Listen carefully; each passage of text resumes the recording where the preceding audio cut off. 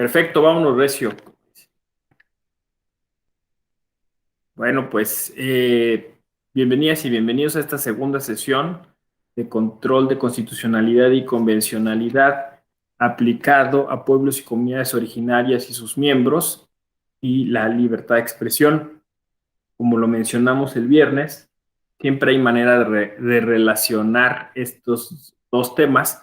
Quizá igual otra estrategia hubiera sido abordar uno de esos temas el viernes y otro el día de hoy.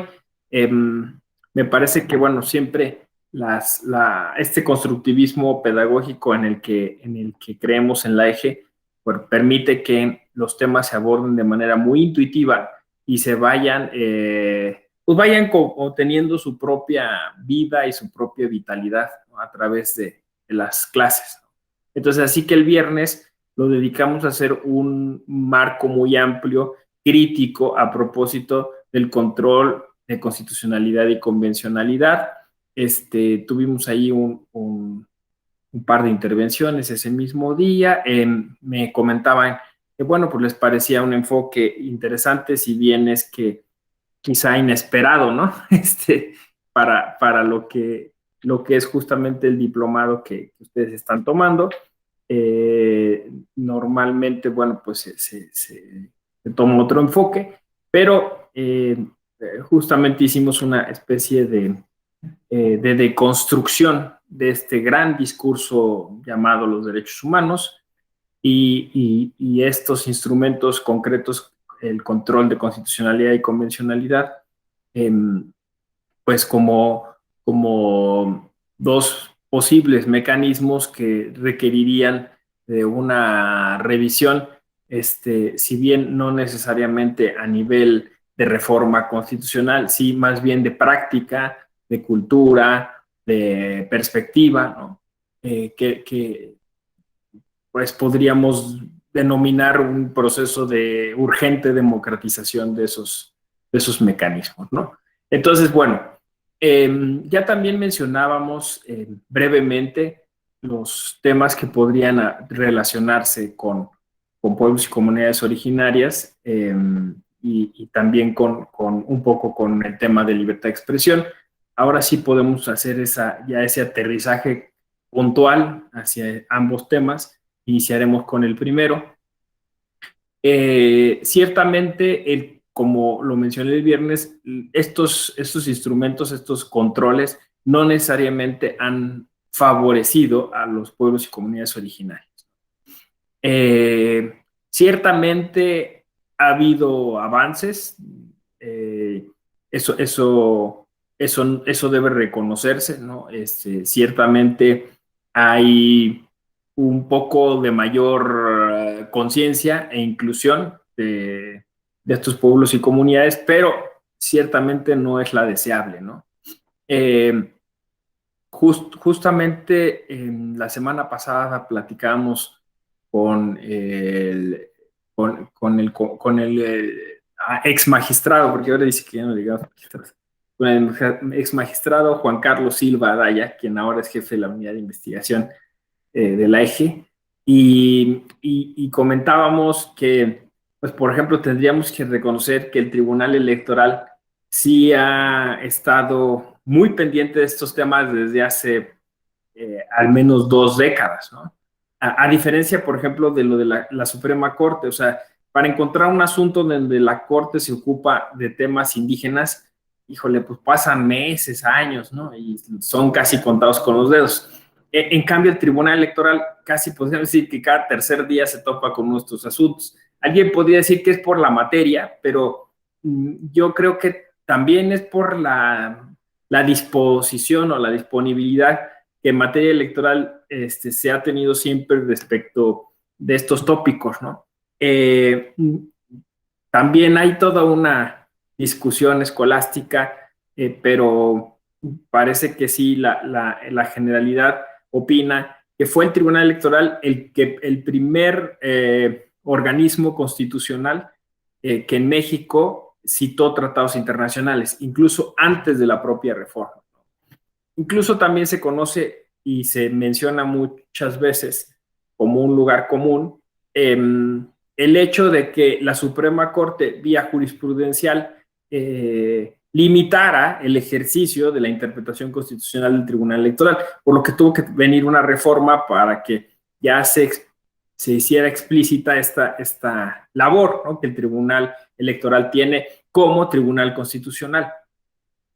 Pero pues ciertamente estas cuestiones que pueden ser hasta peculiares o medio folclóricas, ¿no?, así como entre tribunales constitucionales, nos permiten un poco, justo en el tema indígena, mirar que efectivamente, pues, dentro de las publicaciones, foros, y concretamente dentro de los ejercicios de interpretación constitucional, el Tribunal Electoral sí tenía como tenía la cuestión indígena como un área de oportunidad.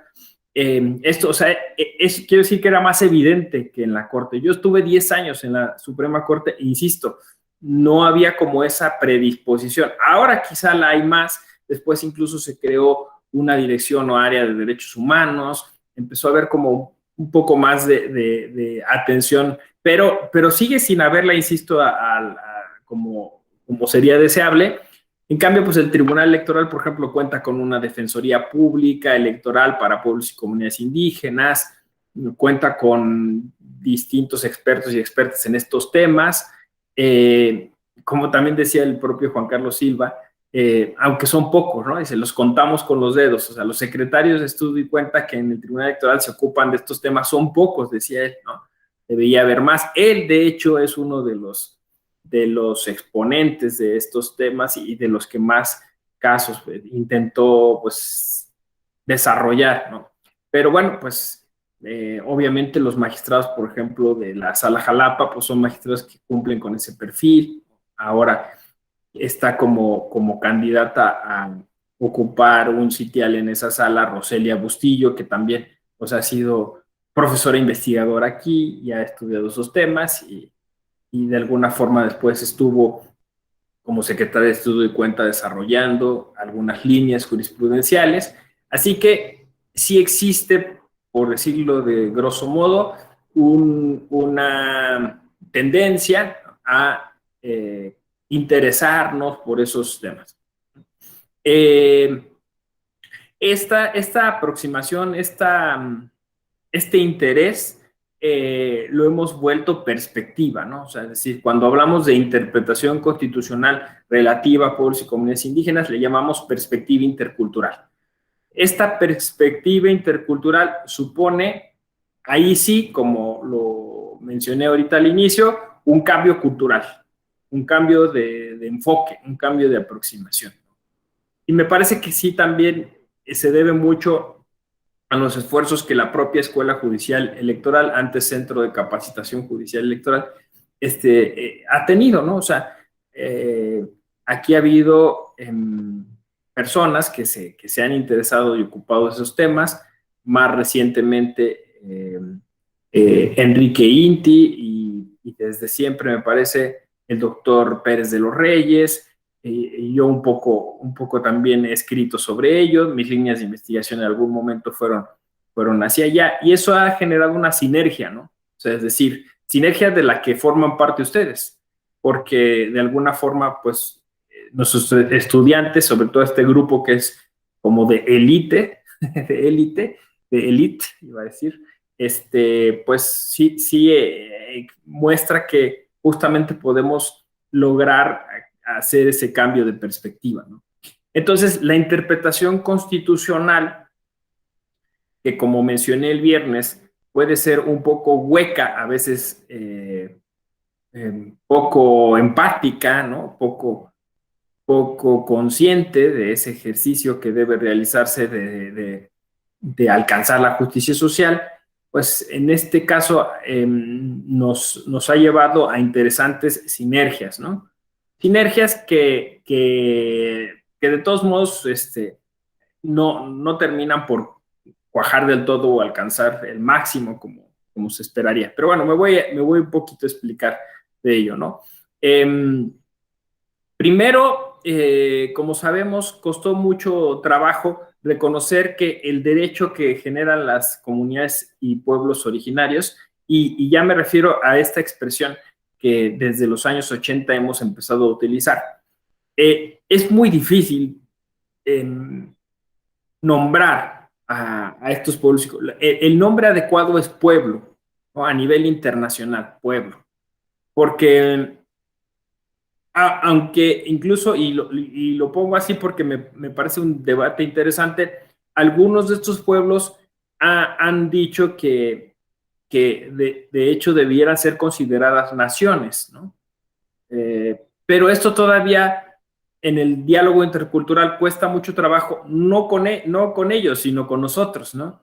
Todavía sigue siendo un lastre, así lo digo y lo pongo con mayúsculas, el concepto anquilosado de soberanía, ¿no? Creo que ese ha sido el primer grande problema a solventar. Desde que empezamos con todo este tema intercultural, el primer concepto con el que nos topamos a nivel de interpretación constitucional es el de autonomía.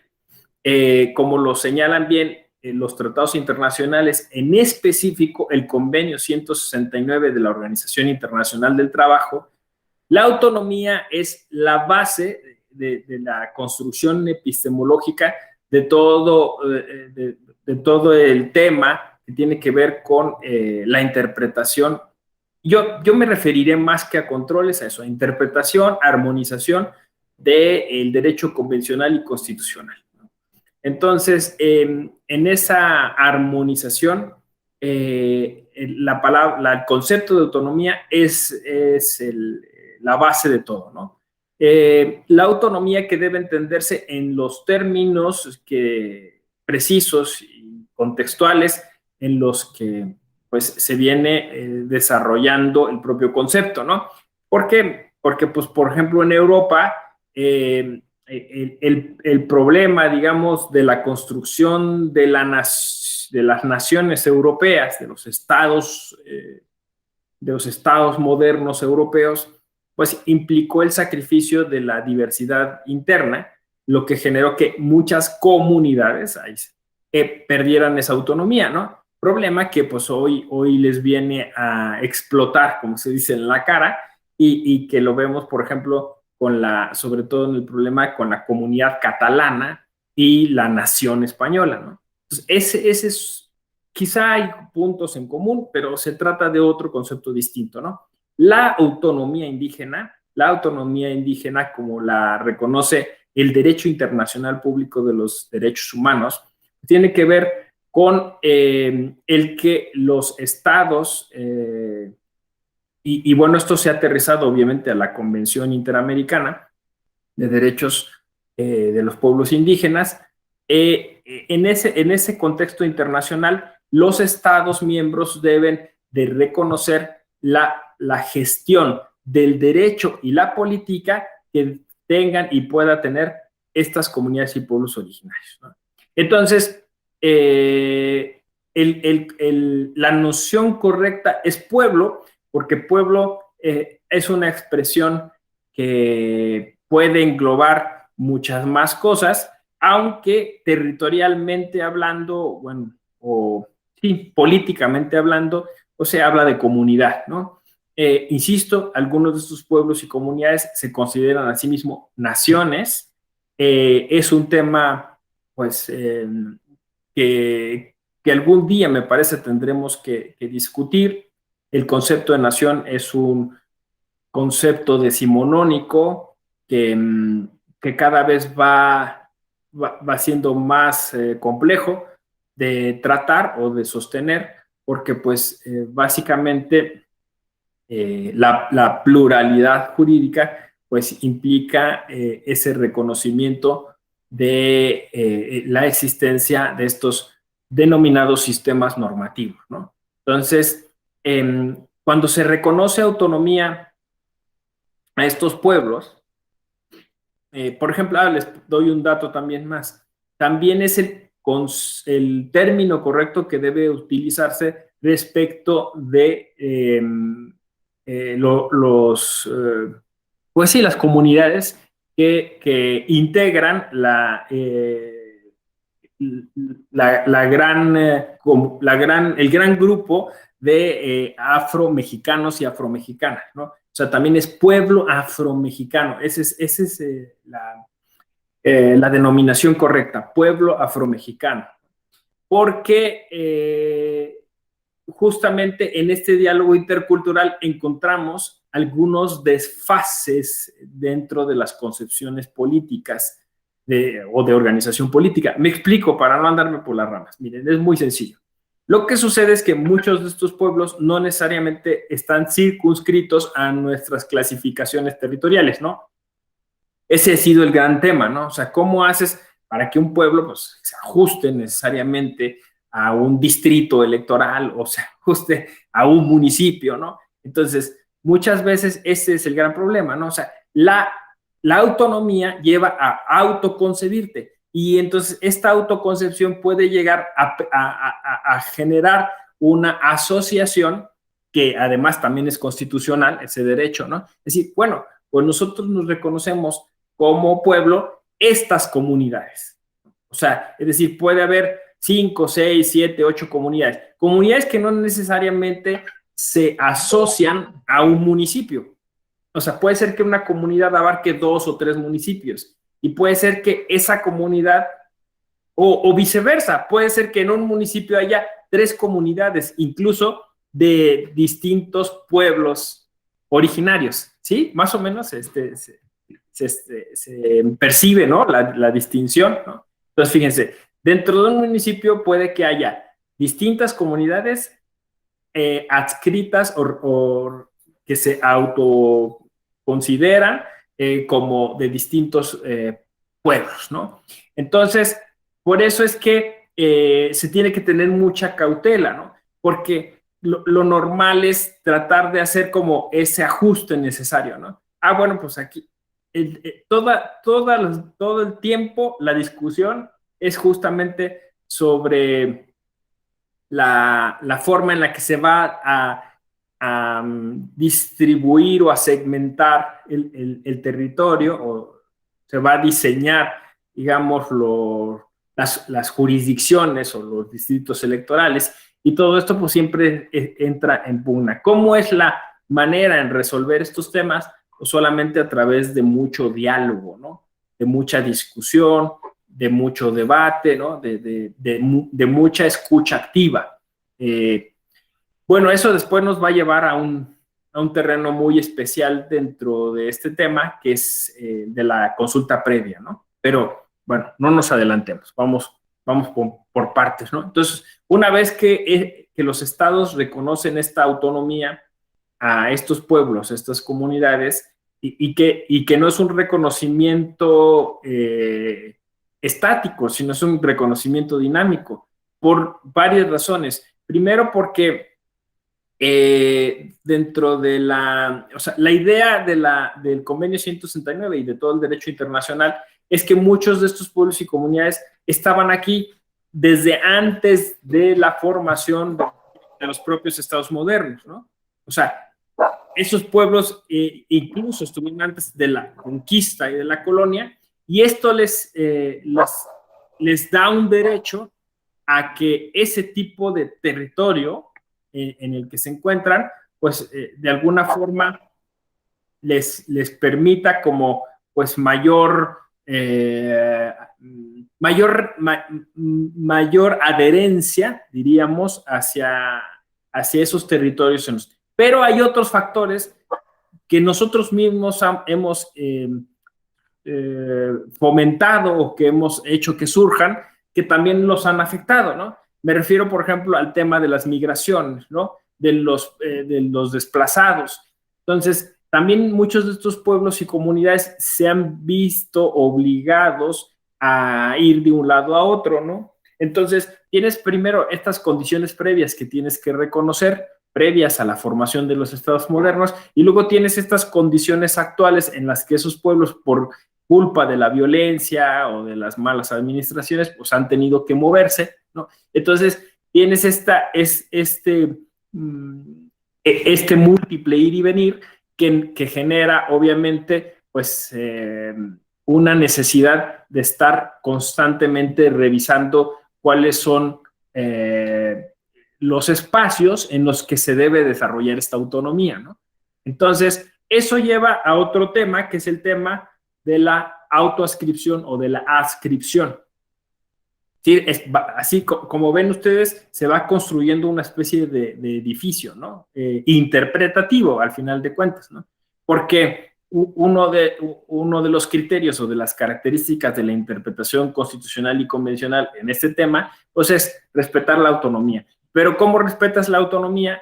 Pues primero tienes que saber dónde se mueven esos sujetos o esos destinatarios de esa interpretación. Entonces, eso lleva pues, al tema de saber cómo es que se identifica, ¿no? Y entonces, lo primero que se dice, bueno, pues sí, el derivado de la autonomía es la autoascripción.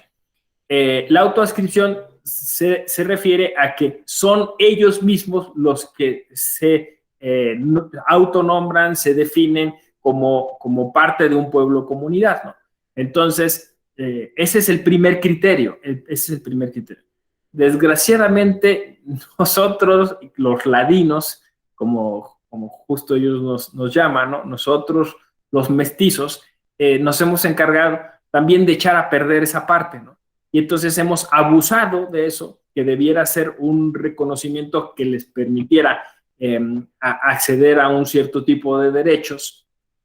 Y entonces hemos abusado de ese reconocimiento y en muchos casos, y sucede con constante regularidad en el derecho electoral, nos hemos apropiado de ese mecanismo y hemos simulado con una fraude a la ley, pues ser indígenas para acceder a esos privilegios, ¿no?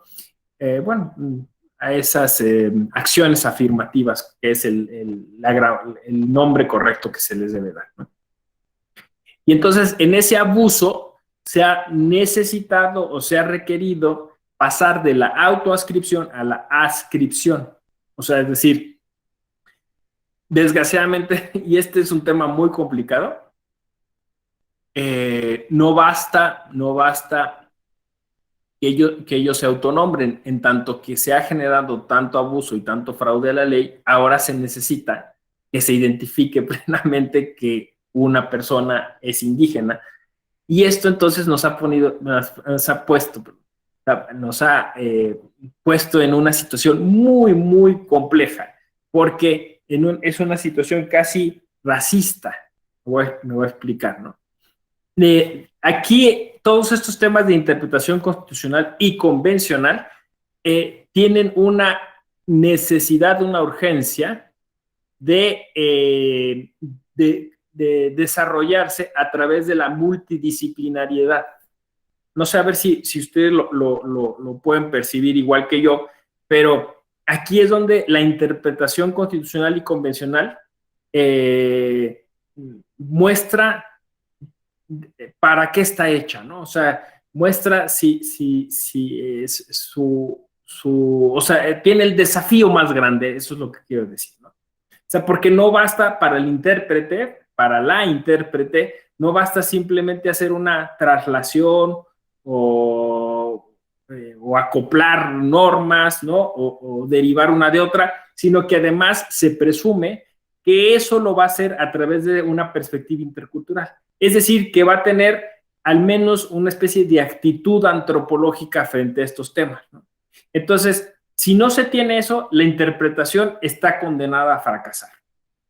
Porque si la intención es, de alguna forma, someter o sujetar las acciones, las prácticas y la forma en la que se entiende y se concibe el derecho dentro de esas comunidades a la concepción mayoritaria, a la concepción del derecho estatal, entonces justo está fracasando, porque el primer presupuesto es respetar esa autonomía, ¿no? Entonces, para ello se requiere un mínimo de conceptos en términos antropológicos. Piénsenlo ustedes, ¿no? O sea, hay que saber qué elementos culturales definen a la comunidad, cuáles son los territorios donde normalmente se mueven, cuáles son las formas de sustento que tienen, cuál es la ideología y la idiosincrasia que los hace ligarse a un territorio, cuáles son sus rituales, y todo eso es necesario porque entonces eso va a llevar justamente a reconocer posteriormente cuál es el cariz que tienen las prácticas que realizan, y cuál es, en este caso, la posibilidad de ostentarse en el caso de la autoascripción como indígenas, o en el caso de la adscripción para poder, pues obviamente, definir que efectivamente son destinatarios o destinatarias de un derecho, ¿no? Entonces, desde el minuto uno, el tema de la interpretación constitucional en estos casos y convencional,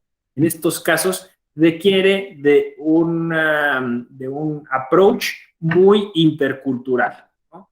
Y este approach intercultural necesariamente requiere de nociones multidisciplinarias, es decir, requiere de saber un poco de antropología, un poco de sociología. Por eso es que lo llamé el gran desafío de la interpretación constitucional y convencional.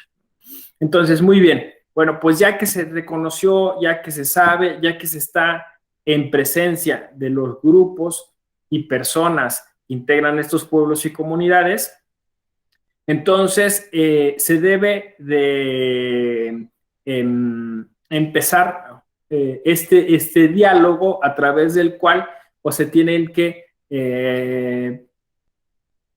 de alguna forma eso, hacer match las instituciones políticas y jurídicas de esas comunidades y pueblos con las nuestros, ¿no? O con nuestro derecho, ¿no? Entonces, esa sintonización de derechos es lo que llamamos derecho intercultural. Para ello, el Tribunal Electoral ha creado protocolos, como dije, ha creado una defensoría y ha creado una serie de líneas jurisprudenciales, concretamente una que a mí me gusta muchísimo, que he estudiado, que es la interpretación contextual. Entonces, esta interpretación contextual supone que quien hace interpretación constitucional y convencional tenga que tener en primer lugar como consideración el espacio hermenéutico en el que se va a desarrollar esa interpretación, ¿no? Entonces, esta línea jurisprudencial llamada así, interpretación contextual, nos insiste en que hay que poner mucha atención en el sistema normativo. Es decir, hay que cambiarnos el chip de la cabeza y saber que en esos pueblos y comunidades el derecho se desarrolla de un modo particularizado. Y entonces esto genera que de alguna forma requiere del intérprete un estudio de esas normas. El derecho convencional y constitucional han insistido en llamarlo sistema normativo. A mí me parece que es complejo llamarlo interno, porque entonces eso lo circunscribe justo como hacia solo dentro de la comunidad, ¿no? Pero hay quien lo llama sistema normativo indígena, sistema normativo comunitario. Lo que hay que hacer énfasis es que se trata de un derecho que debe ser respetado, debe ser reconocido y en el cual se desarrollan las distintas actividades públicas de esas comunidades, ¿no? El problema es cuando esas normas chocan con alguna norma, y chocar no es quizá el término más adecuado, pero es el que más usan los constitucionalistas, ¿no? Cuando hay algún problema de falta de sintonía entre esos sistemas normativos y pues el sistema nacional, que nosotros podríamos llamar el orden constitucional, ¿no? Entonces, ahí es donde se pone más interesante el asunto, porque En algún primer momento se pensaba por este concepto de supremacía constitucional que todo debía ajustarse necesariamente, antes se decía al texto, ¿no? Al texto constitucional. Hoy hemos aprendido que lo constitucional es mucho más amplio, ¿no? Entonces, por eso me parece que es la punta de lanza de un verdadero cambio paradigmático todo lo que tiene que ver con el derecho intercultural. Me voy a explicar. El constitucionalismo a veces puede ser demasiado cerrado, demasiado formalista, y lo que viene justo a empujar un cambio, a abrirlo, ¿no? A permitir que se vuelva vanguardista, es justo los asuntos interculturales, ¿no? Porque de alguna forma tenemos, como dicen los colombianos, un gran conjunto de normas o de fuentes que constituyen, y uso redundantemente esta palabra, constituyen lo constitucional, ¿no? Es decir, bueno, sin andarme por las ramas, los colombianos se llaman bloque de constitucionalidad. Entonces, este concepto ha servido para avanzar bastante, ¿no? ¿Por qué? Porque entonces el texto constitucional es solo una de las muchas cosas que componen lo constitucional. Entonces, ¿qué otras cosas componen lo constitucional? En principio, la interpretación de ese texto. O sea, es decir, la interpretación constitucional, la que los intérpretes de la Constitución hacen, también es parte de ese bloque. Entonces, lo constitucional no solo es la Constitución escrita, sino es también su interpretación, lo que llamaríamos jurisprudencia constitucional. No solo eso, la Constitución se complementa, se interactúa, me gusta esa palabra, interactúa, se armoniza con un derecho convencional. En su momento se discutían mucho sobre la jerarquía y qué era y si los tratados internacionales debían estar o no por encima de la Constitución. Me parece que esa discusión se ha superado, porque si tú concibes ese bloque, entonces lo convencional de alguna forma también se mantiene de una manera dinámica interactuando con todo esto, ¿no? Ya sabemos lo que define el criterio hermenéutico, pues es el principio pro persona, ¿no? Que me parece urge que lo redefinamos, porque no se trata de una persona individual. Creo que eso ha hecho mucho daño, ¿no? O sea, pensar que las causas o que lo constitucional debe interpretarse en función del demandante o del peticionario, ¿no? O de una persona, ¿no? Me parece que la reflexión tiene que ser de manera holística o integral, ¿no? Es decir, es el principio pro personas. Y creo que ahí es donde hay que hacer un ajuste urgente, ¿no? Porque al final una decisión de un cierto nivel constitucional o convencional no afecta a una sola persona, afecta de manera indirecta a muchas personas. Al final de cuentas hay una expectativa social sobre cada decisión cuando se interpreta lo constitucional, ¿no? O lo convencional. O sea, no es que solo a quien está en el caso concreto involucrado le va a afectar a todo mundo, ¿no? De alguna forma, o sea, si lo concebimos así como un bloque. Entonces, en este caso de las comunidades y pueblos originarios, tiene mucho más sentido lo que estoy diciendo, porque los pueblos y comunidades indígenas se conciben a sí mismos como colectivos. O sea, entonces es muy difícil, o sea, yo sé, no sé si les ha pasado, pero cuando uno lee, por ejemplo, una sentencia relativa a derechos políticos electorales de pueblos y comunidades indígenas, pues se encuentra muchas veces esta mención al inicio, donde dice fulanito y fulanita, o fulanito, fulanita y fulanito, y otros, ¿no? Porque nosotros tenemos que reducir así, pero por la economía procesal, dice, ¿no? Por la economía judicial, pero en realidad siempre se trata de colectivos, ¿no? O sea, y entonces ahí está esta idea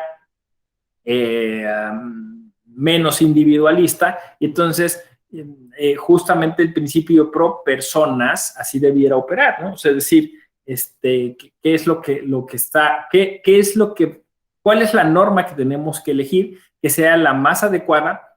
Así yo lo pongo, la fórmula sería más o menos, ¿cuál es la norma que debemos elegir que sea más adecuada para beneficiar a más personas posibles?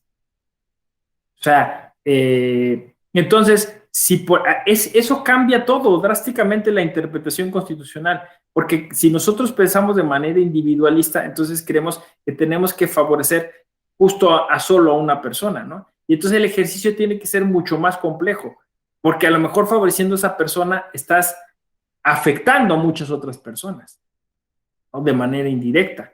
Entonces, ahí es donde la interpretación, me parece, está justamente aceptando este desafío de la interculturalidad y de la interseccionalidad.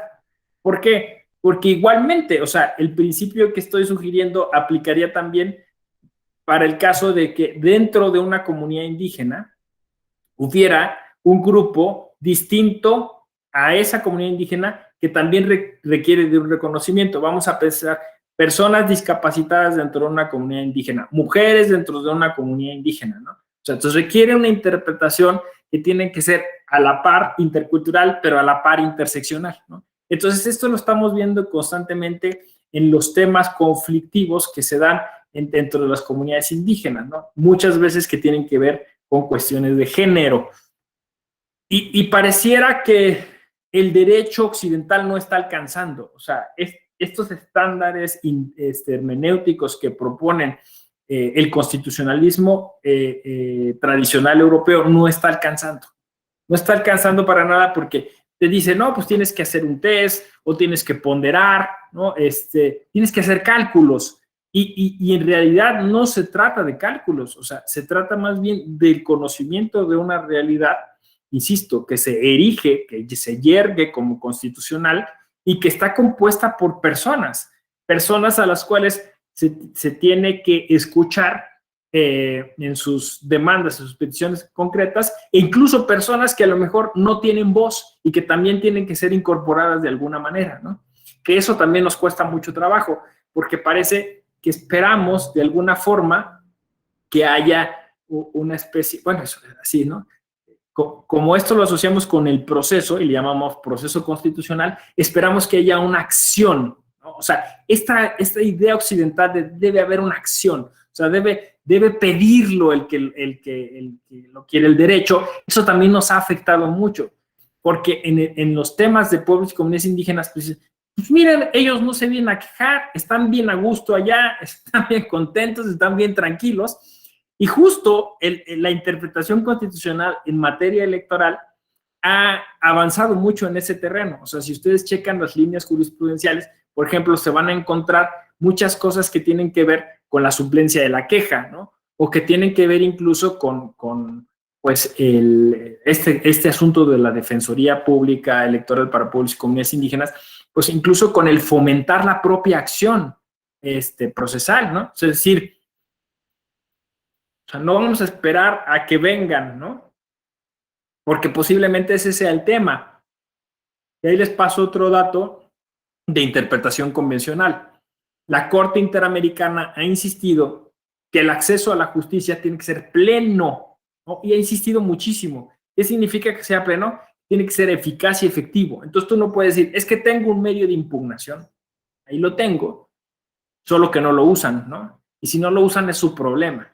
Entonces la Corte Interamericana, no, tienes que revisar todas las situaciones que impiden a ese sector o a ese grupo llegar a utilizar esos recursos, ¿no? A llegar a conocer esos recursos, ¿no? Entonces, nos ha planteado, vuelvo al desafío, a retos bien interesantes, porque ¿hasta dónde vas a llegar, no? O sea, ¿cuál debe ser la, cuál debe ser la misión o función de un órgano como el Tribunal Electoral, en este caso, ¿no? O sea, básicamente tendrías casi pues eso, llegar y decir, tienes estos derechos, pero para acceder a estos derechos tienes estos medios de impugnación, y para acceder a estos medios de impugnación, no te preocupes, yo te voy a ayudar, incluso yo te voy a hacer la demanda, ¿no? Bueno, pues eso se ha planteado en algún momento. ¿Por qué? Pues porque entonces resulta que estos pueblos y comunidades indígenas a veces no tienen los recursos, se encuentran marginados, no conocen, o sea, ya de por sí, digamos, la lengua o el idioma impiden tener una cercanía. Después imagínense con las cuestiones técnicas, ¿no? O los plazos o los términos. Y entonces justo es donde se ha construido un espacio hermenéutico muy interesante en el cual se están, vamos a decirlo así, tirando muchos tabús del derecho moderno, del derecho constitucional y del derecho procesal, como le decía yo, europeo u occidental, ¿no? Aquí el asunto es introducir estos conceptos dentro de la interpretación constitucional y convencional como lo colectivo, lo colaborativo, lo sinérgico, ¿no? Todo lo que permita articulación y todo lo que genere de alguna forma una consideración, yo le llamé holística, ¿no? O sea, integral del problema.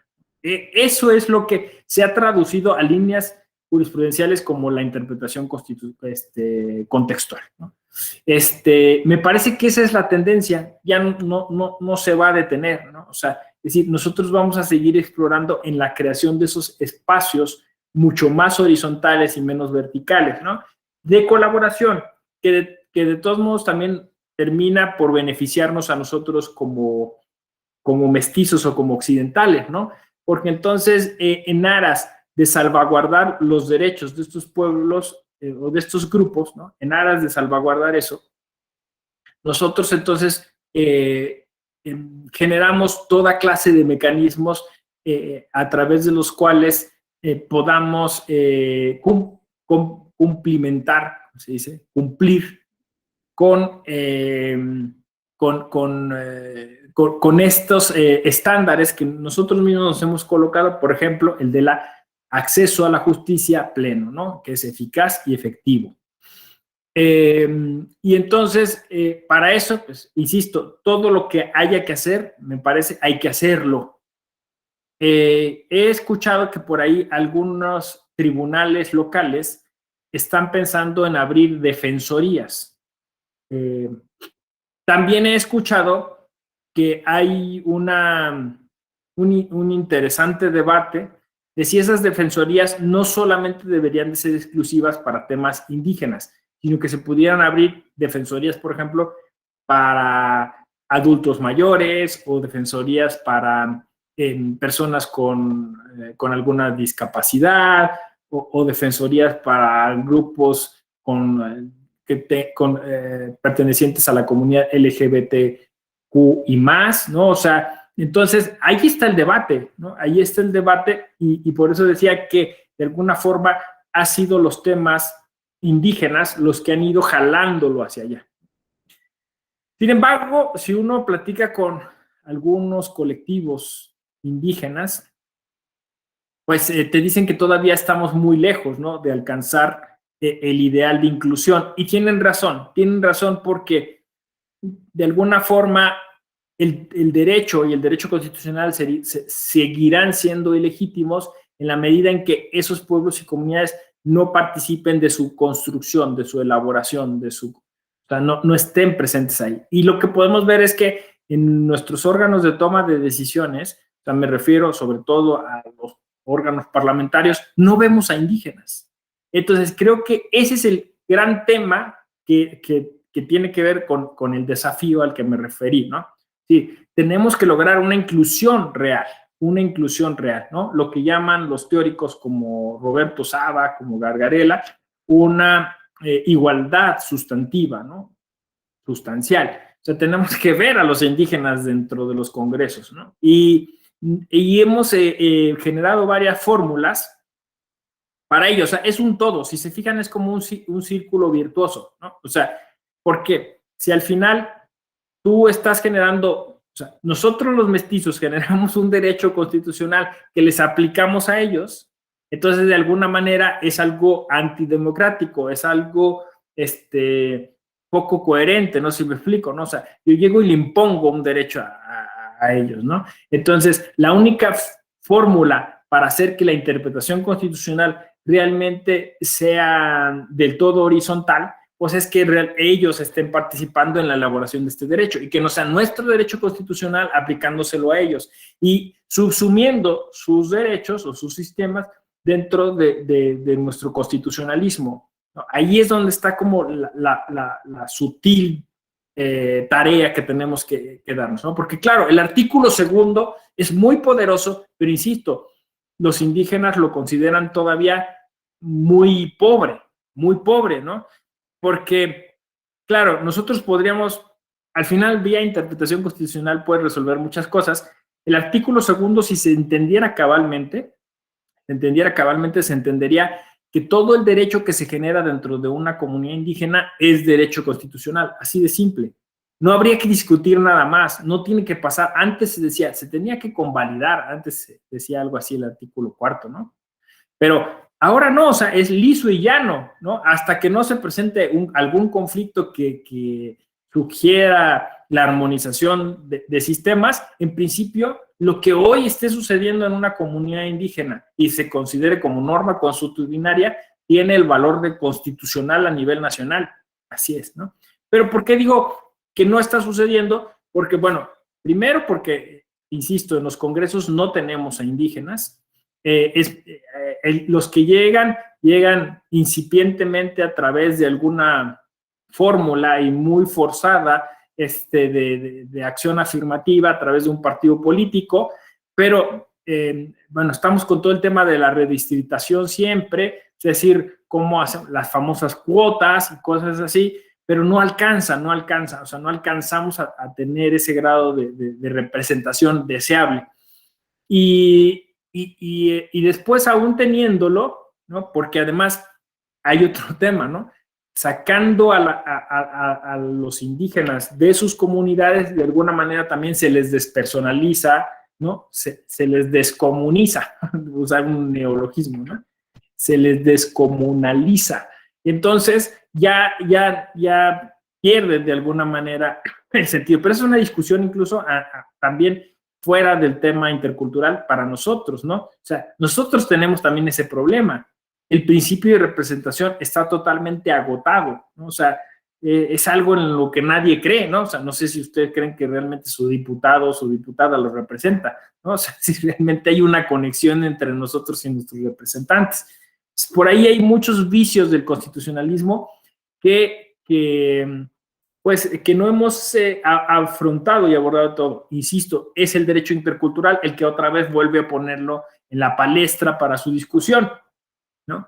Porque, bueno, pues, los indígenas perfectamente pueden decir, ese derecho no es mío, ¿no? O sea, es un derecho que ustedes crearon y pues me da mucho gusto, pero no me lo puedes aplicar en tanto que yo no participé de su creación, ¿no?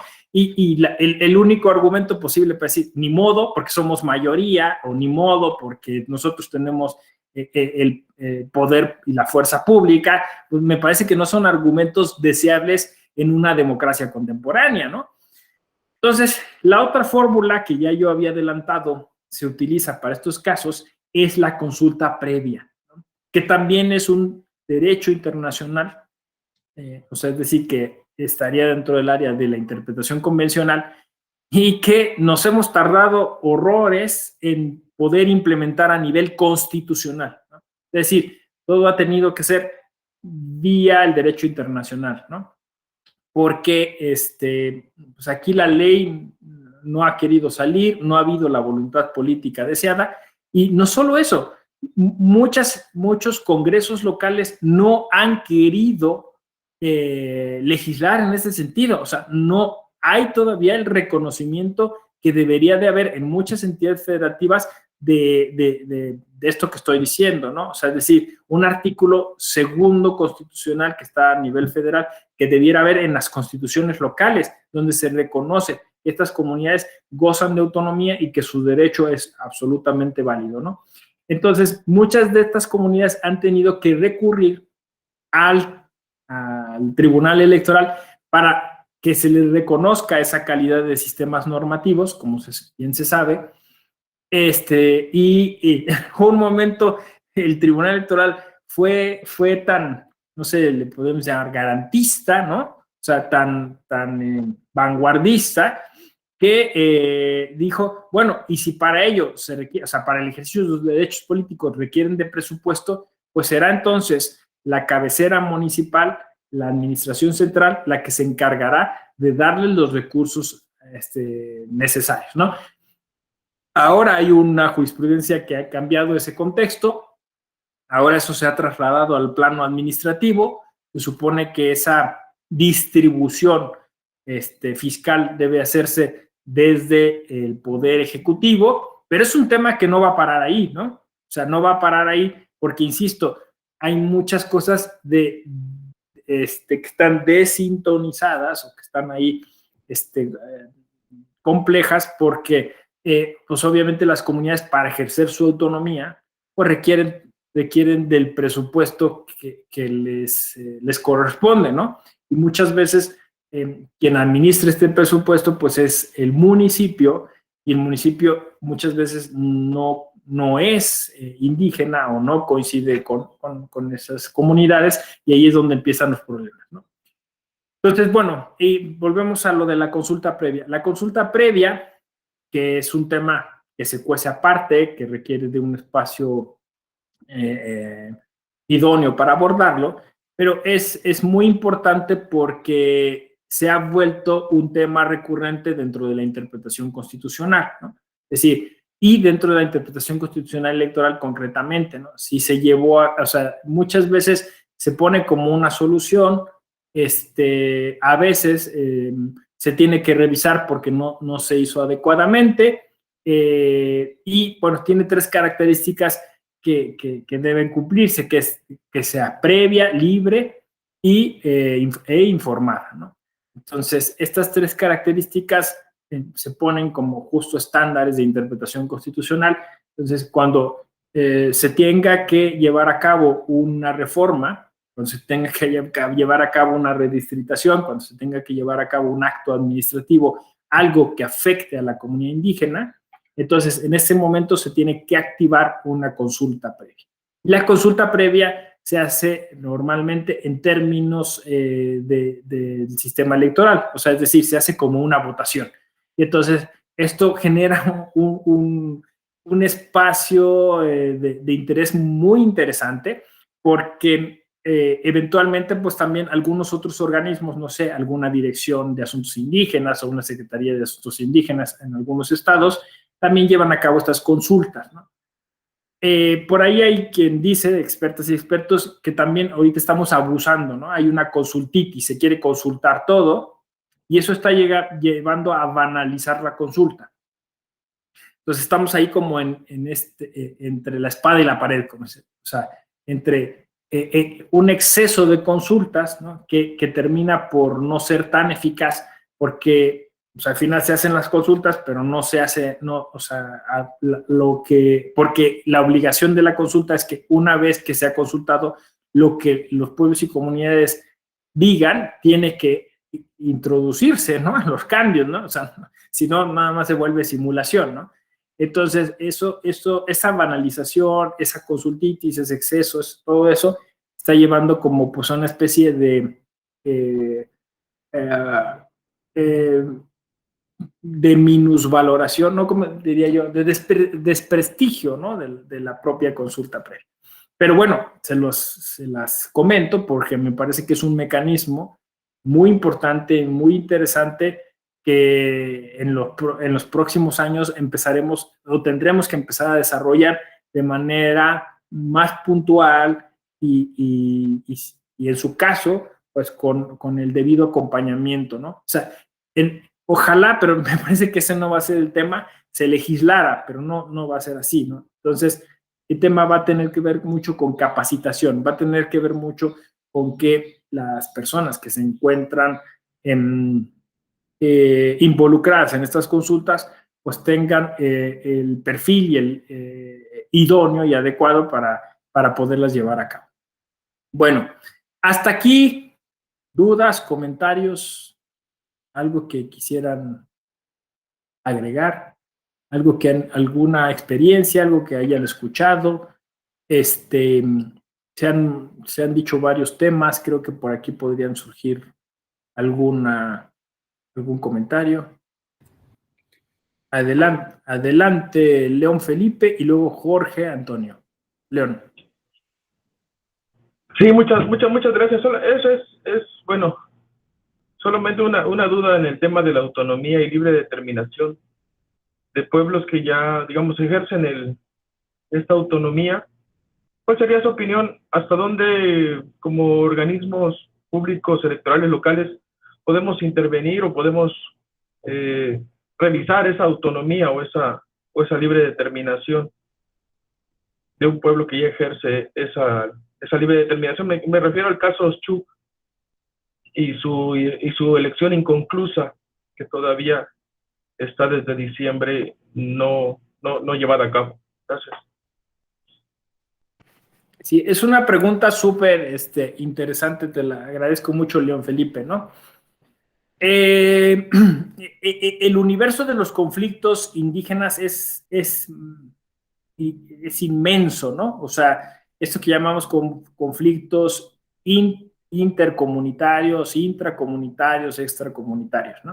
Es decir, conflictos que pueden darse hacia el interior de la comunidad, que pueden darse entre dos comunidades, que pueden darse fuera de la comunidad, ¿no? O sea, es decir, acudiendo a los OPLES o institutos electorales locales o incluso a los tribunales, ¿no? Claro, porque entonces justo ahí, pues, es donde se necesita este diálogo intercultural al que me referí, ¿no? En la medida en que más intervenimos, obviamente, pues es posible que más conflictividad surja, ¿no? Pero como también lo has señalado muchas veces Chantal Mouffe, el evadir el conflicto puede ser todavía más contraproducente, ¿no? Es decir, no hacemos nada y ahí a ver qué pasa, ¿no? Entonces, porque al final es una obligación del Estado intervenir, ¿no? Es decir, si en algún momento hubiera una repercusión, pues esto podría llegar incluso a la Comisión o a la Corte Interamericana y decir, oye, ¿por qué no interveniste, no? O sea, cuando pudiste hacerlo, ¿no? Entonces, requiere como bien dices tú, León Felipe, de un sutil análisis para saber en qué momento se debe intervenir y en qué momento respetar la autonomía, ¿no?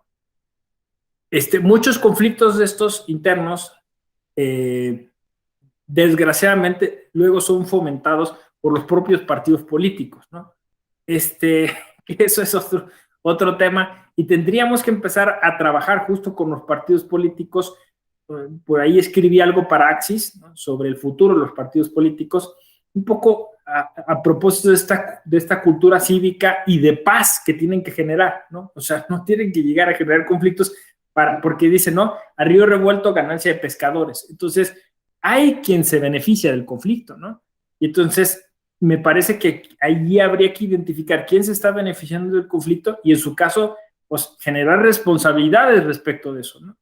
Entonces, muchas veces la propia comunidad termina siendo víctima de estos conflictos entre, pues a veces puede ser familias, ¿no?, que han detentado el poder por mucho tiempo y que vuelven botín político a la propia comunidad, y entonces ahí incluso es complicado, pero pues se requiere a veces, nos ha pasado, o lo hemos visto, o sea, a veces la intervención del Estado, pues para quitarle literalmente el poder a estos caciques o a estas familias, y no es sencillo, ¿no? Yo diría que lo primero que habría que hacer es, hasta donde se pueda, mucha negociación. Me encanta este tema porque al final de cuentas me parece que hacia donde estamos transitando es hacia la utilización de medios alternos de solución de conflictos, ¿no? Es decir, cuando antes decía, no, es que los medios alternos de solución de conflictos en el derecho electoral no pueden existir porque los derechos electorales no se pueden negociar. Oye, momento, pero fíjate que en las comunidades requerimos muchas veces de conciliación, de mediación, ¿no? Y la gente no tiene ese conocimiento, no tiene esa capacitación. Veámoslo en Oaxaca. Oaxaca tienen hasta un protocolo y no sé qué. O sea, entonces hay que hacer justo en otras entidades federativas como han hecho ahí, ¿no? Empezar a capacitar al personal de los OPLES, de los institutos electorales locales, en estos medios alternos de solución de conflictos y empezar a hacer análisis prospectivo, ¿no? O sea, decir, ¿cuáles son los conflictos y cuáles son sus posibles soluciones? ¿Cuáles son los actores? O sea, ¿cómo hacen? Pues eso, los analistas de los conflictos que normalmente se encuentran dentro de las ciencias políticas, ¿no? Entonces, empezar, por eso decía yo, multidisciplinariedad. Analizar es decir, bueno, tenemos estas 4, 5, 6 soluciones posibles, vamos a empezar a implementarlas gradualmente, ¿no? Para que podamos ir como solucionando y destrabando esto, ¿no? Porque muchos de estos conflictos son de años, ¿no? O sea, se vienen acarreando desde mucho tiempo y como a veces en las comunidades las elecciones son anuales, pues imagínense, o sea, viene el conflicto, están 3, 4, 5, 6, 7, 8 meses, no hay gobernabilidad, como se dice, no hay gobernanza, ¿no? Porque después ya, si se resuelve, ya en 6 meses, 7 meses tienen que volver a otra elección y viven en eterno conflicto las comunidades. Entonces, es cuestión, diría yo, de tener un plan de acción, identificar los conflictos, hacer muchos medios alternos de solución y empezar a trabajar con cultura de la paz, cultura cívica, ¿no? ¿Qué es lo que uno puede aportar desde aquí, ¿no? Al final, como bien lo indica el derecho internacional, pues en la medida de lo posible respetar la autonomía, pero pues pasa lo mismo con los temas de género, ¿no? O sea, si la comunidad indígena está violentando políticamente a sus mujeres, hay que hacérselos ver. O sea, ese es el diálogo intercultural, ¿no? Entonces, que nosotros posiblemente también, o sea, no posiblemente, de hecho nosotros como mestizos también violentamos a nuestras mujeres y tenemos que cambiar muchas cosas, sí, pero bueno, mi trabajo es decírtelo, mi trabajo es explicártelo, ¿no? Mi trabajo es hacer unas jornadas, mi trabajo es hacer unas mesas, lo que yo pueda. Y después, o sea, hasta donde se pueda, ¿no? O sea, tampoco es que, como dice, uno va a ir y a ejercer el derecho por ellos, ¿no? Tampoco está eso. Entonces, eso es lo que yo veo que podría hacerse. León Felipe, no sé si haya alcanzado la respuesta, ¿sí? Muchas gracias. A ti por la pregunta. Jorge Antonio. Muchas gracias, buenos días. Bueno, para empezar, debo de confesar que me ha gustado mucho cómo se ha abordado el tema, hoy particularmente. Digo, en mi consideración en la forma en que se expresa hay una visión crítica. En alguien pudiera plantearse que es una suerte de activismo desde la experiencia judicial electoral en favor de los pueblos indígenas. Y creo que me parece relevante precisamente por los aún grandes vacíos que hay en materia de impartición de justicia en términos generales. No sé si sea el caso que en la materia electoral a veces me entra la duda. Yo no sé si la materia electoral pueda ponerse como ejemplo de los grandes avances que ha tenido el derecho mexicano en cuestiones de constitucionalidad y convencionalidad, porque creo que en otras materias a veces incluso cuando digo, yo no he litigado otras materias, pero sí he estado vinculado a otras materias, y cuando hablas de estos temas digo, obviamente posterior al 2011, en el ámbito de los abogados, en el ámbito de los jueces, pues parece que les estás hablando de hoyos negros en la luna. eso me lleva a plantear, usted decía algo muy importante, que no es materia electoral, pero que obliga a los juzgadores y a los operadores jurídicos a tener conocimientos tan amplios como temas antropológicos para identificar a los pueblos y a las comunidades indígenas.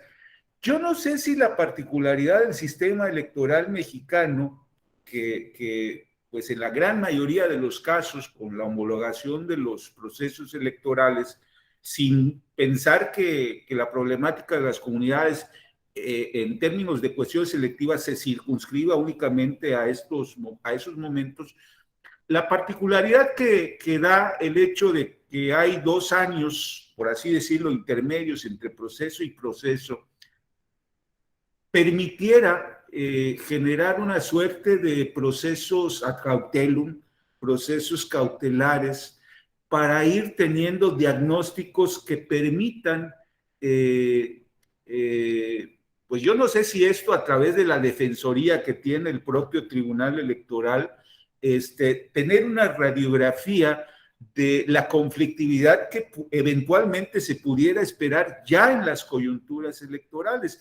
Me parece que estos grandes vacíos y la forma en como usted ha estado abordando este tema, a mí me da la impresión que plantea la necesidad imperiosa de adelantarnos a los conflictos si queremos lograr adelantarnos a los conflictos teniendo un diagnóstico, teniendo una radiografía, si queremos lograr que muchos de estos conflictos, como usted decía hace un momento, se puedan resolver de manera conciliada, se tomen las debidas providencias, o en última instancia, si se llega a un proceso de judicialización, pues finalmente se logra impartir justicia, cosa que muchas veces no sucede en estos ámbitos. Creo que también estos estudios antropológicos también serían de mucha utilidad para identificar, y lo digo, pues digo sin que suene a un ánimo de agraviar a nadie, pero identificar también a falsos luchadores o defensores de la causa de los pueblos indígenas. Aquí en Yucatán le pongo el ejemplo, creo que tan solo el año pasado, y estoy hablando de un año de pandemia, ya tuvimos gobernador y gobernador indígena, y por cierto, ya fueron, entre comillas lo digo, destituidos, porque aquí lo más notable es que no hay un sistema de usos y costumbres en ningún municipio. Entonces, eso da cuenta también de que en este ánimo orientado a tutelar, y por otro lado en el discurso, como usted bien señalaba, en el caso de los actores políticos han destacado este tema, pues también hay quienes han visto el tema de los pueblos y las comunidades indígenas y sus luchas como un modus operandi también para arrear banderas que normalmente no les pertenecen. Hasta ahí sería mi comentario, maestro. Muchas gracias. De verdad, muy interesante su exposición. Gracias, Jorge. Antonio, ¿cómo estamos en sintonía, no? O sea, yo creo que sí, es una cuestión generacional.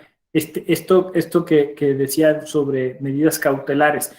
Yo también, justo ese era como mi argumento, ¿no? O sea, yo he dicho que nosotros podemos tasar esa obligación que tenemos como servidores públicos de materializar esos derechos de los pueblos y comunidades indígenas a nivel político hasta donde la imaginación y la generosidad nos alcance, ¿no? O sea, porque antes decía, o sea, el servidor público o el propio aparato estatal se limitaba a decir, no está en mis facultades, ¿no? No, es que si tú interpretas la Constitución, o sea, tus facultades es realmente llegar hasta donde se pueda. Me gustó esta idea de como de una especie de activismo, ¿no? Sí, pues sí se trata de eso, o sea, se trata básicamente de trascender el discurso de los derechos humanos y llegar hacia la materialización de los mismos, ¿no?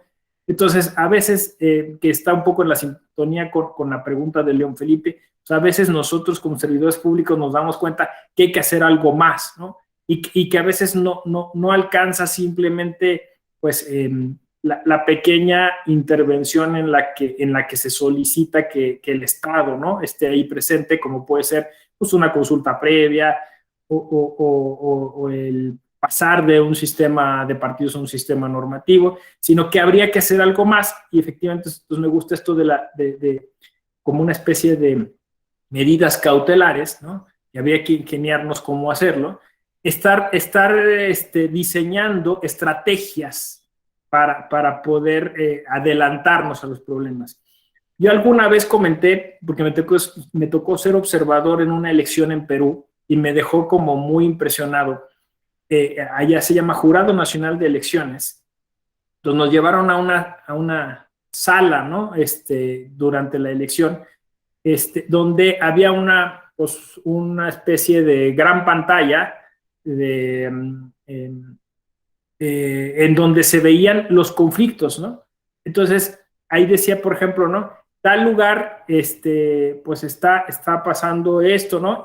Pero además también con perspectiva, ¿no? O sea, si aquí en las elecciones pasadas ha habido violencia, ¿no? Aquí tal grupo normalmente opera esto, ¿no? Aquí está el crimen organizado, aquí no sé qué. Entonces tú veías el mapa y en esta sala como de estrategias, ¿no? De guerra, no sé cómo sería, estaban como diciendo, bueno, estamos monitoreando la elección y a mí, yo siempre pensé, pues en México podríamos hacer algo así, pero que fuera permanente. O sea, un sistema que pudiera de alguna forma mostrarnos de manera completa dónde se dan los conflictos y por qué se dan, y tratar de entenderlos para anticiparnos, ¿no? Y de alguna forma estar mapeando este estado de la violencia. Por ahí escribí un cuadernito para la FEPADE que se llama así, el derecho a la paz como elemento necesario para el derecho electoral. Y ahí un poco hago esa propuesta, es decir, tenemos que empezar a generar este entorno de paz para que se lleven a cabo las elecciones, porque si no, entonces son elecciones viciadas. O sea, si la gente va a ir a votar condicionada por cualquier tipo de violencia, no es una elección válida. Y fíjense lo que les voy a decir, podría ser que en este país no haya una sola elección válida, porque al final la violencia nos condiciona a todos. O sea, tú no vas y dices, yo voy a votar porque el que creo que es el mejor. Vas a votar haciendo una serie de cálculos, porque si no me van a perseguir políticamente, porque si no me va a tener consecuencias, ¿no? Tendríamos que tener un escenario en el cual la gente votara simple, lisa y llanamente porque cree que esa es la mejor opción, no porque está haciendo cálculos, ¿no? De qué le beneficia más, ¿no? Porque así voy a conservar mi puesto, por lo que sea, ¿no? Si no, entonces todas nuestras elecciones son viciadas de algún modo, ¿no? Entonces, me parece que hay que empezar a trabajar en esto, casi no se habla, pero es la paz y el derecho electoral.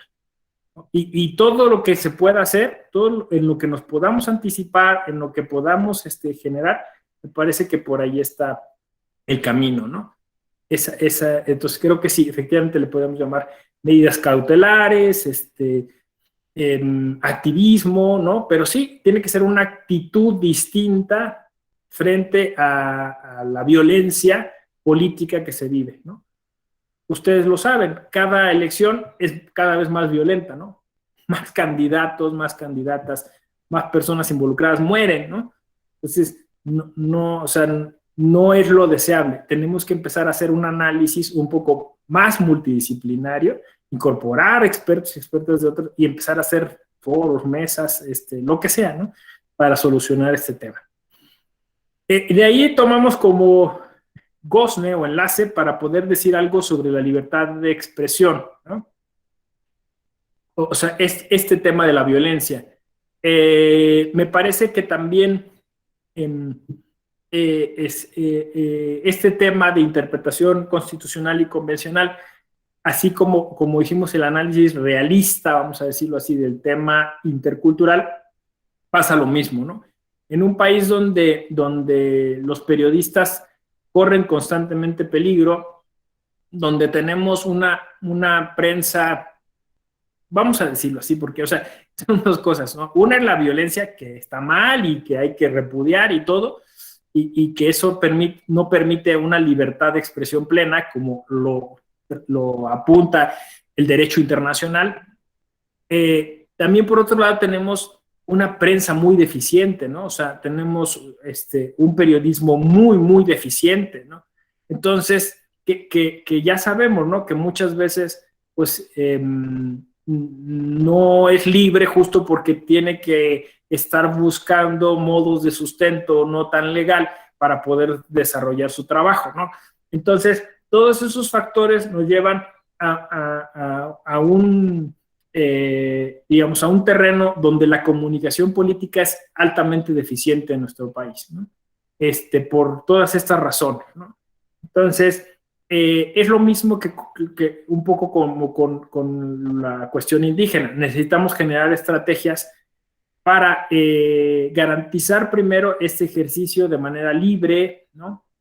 Sin cortapisas, sin censura, y después también nosotros como sociedad civil ser un poco más exigentes respecto de la información política que recibimos, ¿no? O sea, me parece que es un tema siempre constante, lo vivimos en la revocación de mandato. Esta polarización, o sea, así como yo dije, el conflicto a alguien le beneficia, esta polarización a alguien le beneficia, ¿no? No sé si ustedes tenían la sensación, pero a través, sobre todo de chats, ¿no? De WhatsApp, no sé, uno recibió un sinfín de información que más que aclarar las cosas, confundían más a la gente, ¿no? Al final, no sé si alguien quedó satisfecho con ese ejercicio, pero lo cierto es que, o sea, a nivel informativo, o sea, era pues un verdadero zafarrancho, ¿no? Un merequetengue, ¿no? Entonces, el problema fue eso, ¿no? O sea, la infodemia, o sea, generó desinformación, una terrible desinformación que al final nos genera mucha incertidumbre y condiciona nuestros ejercicios de participación política. Entonces, pues, nos vimos de alguna forma atacadas por este exceso de información que generó posverdad, generó muchísimas noticias falsas o llamadas fake news, ¿no?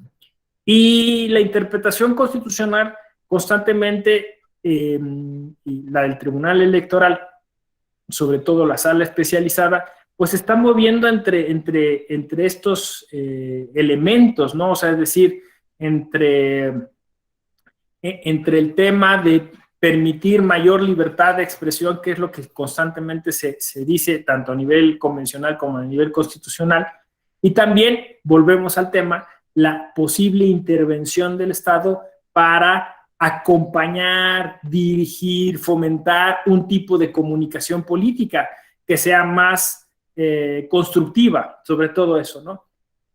Y entonces vemos que casi siempre los criterios jurisprudenciales en este tema de la comunicación política, pues van hacia allá, ¿no? Hacia evitar que los mensajes sean mensajes de odio. Me parece que hacia allá se va. Y volvemos al tema, la paz, ¿no? O sea, porque también la comunicación de alguna manera nos representa y es performativa. Es decir, el juez va, o la justicia constitucional, la interpretación constitucional, va también de alguna forma haciendo activismo, como decías, Jorge Antonio, para dirigir esa comunicación hacia un espacio mucho más pacífico, más constructivo, ¿no?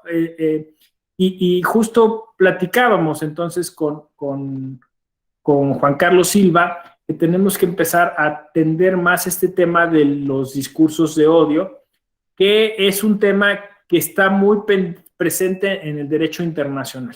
Entonces, muchos tratados internacionales suscritos por México insisten en que tenemos que generar como instituciones un modelo de comunicación política que evite la violencia y fomente la paz. Entonces, curiosamente encontramos una conexión, ¿no? con el tema pasado. O sea, aquí entonces mi propuesta sería que estuviéramos atentos a esos criterios de interpretación constitucional en el fomento de la paz, en la generación de espacios de plena libertad para el ejercicio de los derechos político-electorales, tanto a nivel de comunidades indígenas como a nivel de expresión, ¿no? Y los dos temas también tienen un punto en común con la cuestión de inclusión. O sea, estamos buscando que ese modelo de comunicación política fomente mayor reconocimiento, mayor respeto de esos otros grupos. Entonces, ahí hay una conexión inmediata que yo la veo de manera muy evidente, ¿no? Porque seguimos siendo todavía, o sea, trascendiente en el discurso, como decía yo, seguimos siendo todavía una comunidad muy racista, muy clasista y muy misógina. O sea, creo que a nadie nos agarra indiferentes porque además fue una noticia nacional, se viralizó, nos mantuvo y me parece que fue un hito porque al final, desgraciadamente en este país desaparecen muchas mujeres de forma, pues así, no solo violenta, sino que además sin mayores datos, ¿no? O sea, siempre generándonos esta sensación de vulnerabilidad de la sociedad, ¿no? Es decir, no se están llevando a las mujeres y esta violencia las está consumiendo, pero lo de Baní fue paradigmático, fue un hito, porque de alguna forma se mostraron todos los vicios que el Estado puede tener, ¿no? O sea, el asunto se politizó, las pruebas, la cadena de custodia se contaminó, fue un verdadero zafarrancho, se habló hasta de un montaje, y lo mismo, infodemia, no sabemos nada de nada, ¿no? Hay 1000 versiones de las cosas y como ya sabemos lo que va a pasar, nunca vamos a realmente a conocer qué fue lo que le sucedió, ¿no? Y eso nos debía tener consternados, porque entonces parece que como Estado, como sistema, hemos fracasado en todos los aspectos. Entonces, por eso es. Y además ves que no solo eso, no, o sea, no hay una esperanza a corto plazo, sobre todo porque no es solo un asunto de las instituciones fallando, ¿no? O sea, no es solo un asunto del Estado fallido, es un asunto de nuestra sociedad. Porque tú ves las reacciones de muchos varones diciendo, pues fue su culpa, ¿para qué se fue ahí? Que no sé qué. Dices, ¿en serio en 2021 seguimos con esos temas? Entonces, si en ese tema concreto, ¿no? Estamos siendo así tan ciegas, tan ciegos, ¿no? Tan, pues sí, eso, tan tontos, ¿no? Pues, o sea, imagínense en otros frentes, ¿no? O sea, entonces, insisto, el tema no se va a resolver simplemente porque ponderemos o hagamos test de proporcionalidad o apliquemos tal o cual fórmula. Se va a resolver si entendemos la cultura, si empezamos a cambiar esa forma de acercarnos a esta problemática y empezamos a hablar mucho más de paz, de inclusión, ¿no? De aceptación, de empatía. Esos son los conceptos, ¿no? Y si se pueden trasladar a lo constitucional, qué mejor. O sea, si podemos encontrar en lo constitucional algunos de estos valores, afianzarnos de ellos y tratar de interpretarlos de ese modo y tratar de hacer que todos los actos públicos estén irradiados por estos principios, me parece que pueden empezar a cambiar las cosas. Si no, simplemente vamos a maquillar las cosas, ¿no? Como decía, un efecto cosmético constitucional, ¿no? O sea, pues muy bonitas sentencias que hablan de derechos humanos, muchos escritos, mucho discurso, pero al final, pues, lo de allá afuera sigue igual o peor, ¿no? Sigue igual o peor. Entonces, tiene que haber un lazo, diría yo, ¿no? O sea, esa interpretación constitucional que suele ser técnica, que suele ser sofisticada, que suele estar como a la vanguardia y todo eso, tiene que estar a la par de una vida constitucional, de una forma de vida constitucional en la cual la gente entiende o debiera entender que tiene que comportarse de acuerdo a ciertos presupuestos, a ciertos principios, ¿no? Porque si entonces nosotros, los operadores y operadoras jurídicas, hablando de todos estos grandes logros constitucionales de la reforma de 2011 y bla, bla, bla, bla, bla, y por allá la sociedad sigue perdida, sigue sin entender cuál puede ser su papel. Necesitamos encontrar un punto medio, un punto de encuentro en el que empecemos a democratizar lo constitucional, ¿no? O sea, a que cada quien interprete la Constitución, interprete que esa vida constitucional tiene que ser pacífica, ¿no? Y que cuando use su celular no se sume a una cadena de odio, ¿no? Fíjense, ese es un elemento de interpretación constitucional popular, como la llamo yo. O sea, en el momento que alguien abre su celular y dice, no voy a darle like, no voy a compartir, ¿no? Alfabetización digital, la llamo yo, en ese momento está interpretando constitucionalmente su derecho a la libertad de expresión, su derecho a asociarse, su derecho a informarse y su derecho a construir ciudadanía y democratización, que todo eso está en lo constitucional. En ese simple momento, una persona está haciendo interpretación constitucional. Pero si seguimos pensando que la interpretación constitucional es algo sofisticado, algo esotérico, propio solo de grandes iluminados, ese me parece es el gran problema. Bueno, hasta aquí me voy a detener. No sé si quieran decir algo más, quieren agregar alguna cosa. ¿Todo bien? ¿Sí? Jonathan, adelante. Está cerrado tu... Gracias, gracias. Nada más ahí para apuntar, ahorita con el cierre que usted le dio, me parece que es muy revelador, que no nada más el problema en la interpretación de los derechos indígenas, sino en cualquier grupo vulnerable. No soy muy conocedor de estos asuntos porque en Veracruz la verdad nos ha tocado muy poco. No quiero decir algún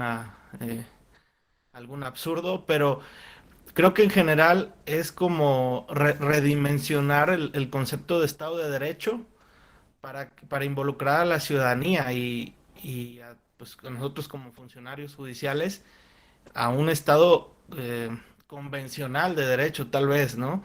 O sea, de pensar más allá de nuestras fronteras, de nuestra ciudad, ¿no? Y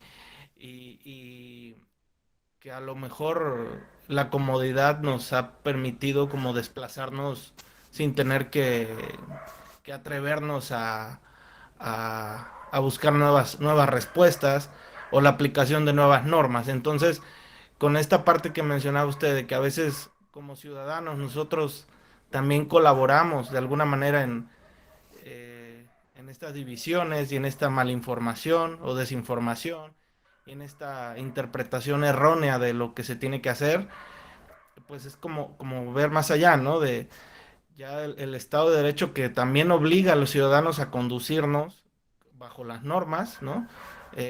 Y ya no solo las normas locales, sino las normas internacionales. Y esto creo que implica un ejercicio pues muy fuerte de capacitación o de cultura, ¿no? Jurídica para saber los alcances, ¿no? De nuestras acciones, ¿no? Y mucho más para las autoridades, ¿no?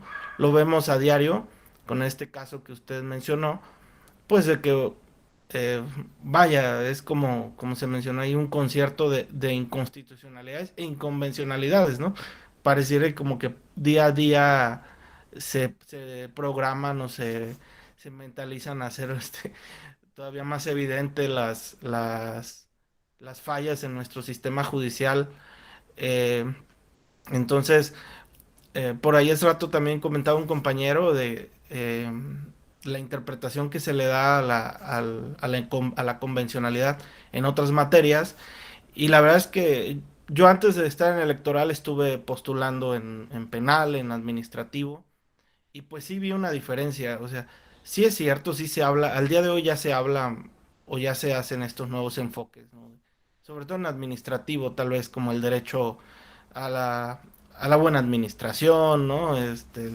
Estos adelantos, pero la verdad es que en electoral se empezó a voltear a ver a la norma internacional, pues incluso desde antes de la reforma, y creo que ha sido uno de los como de los más grandes aportes, ¿no? De la materia en general, de que las decisiones fundadas en el marco internacional, a diferencia de otras materias que, vaya, hasta el 2000, por ejemplo, en penal, en el 2000, que fue 2012, todavía te aplicaban la dichosa, el viejo sistema, ¿no? O sea, más allá que ya había una reforma desde el 2008 que te obligaba, ¿no? Como a ampliar ese panorama y a nuevos principios, pero los jueces todavía venían resolviendo conforme a la norma local. Entonces, creo que es uno de los grandes aportes y que va encaminado al diseño que hoy se tiene, ¿no? Del derecho electoral en general, la convencionalidad. Gracias, doctor. No, gracias a ti, Jonathan.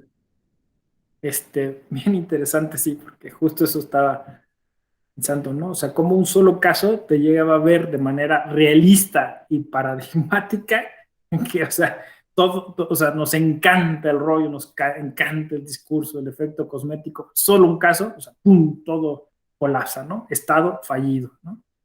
Y es triste, pero me parece que es como decía yo, una cubetada de agua fría para darnos cuenta y decir, ya, o sea, tenemos que acabar definitivamente con esto y empezar a hacer algo bueno, ¿no? De nuestro sistema, en donde nos corresponda, en donde podamos, en donde estemos, ¿no?